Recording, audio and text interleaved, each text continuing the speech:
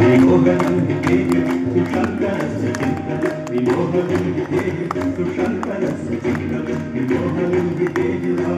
सुशङ्करस्य चिन्तनं पूजावसानसमये दशवक्त्रगीतम् यः शम्भुपूजनपरं पठति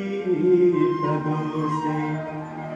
तस्य स्थिराङ्गतगजेन्द्रतुरङ्गयुक्ता लक्ष्मीं सदैव सुमुखीं प्रददाति शम्भो लक्ष्मीं सदैव सुमुखीं प्रददाति शम्भो लक्ष्मीं सदैव सुमुखीं प्रददाति शम्भो।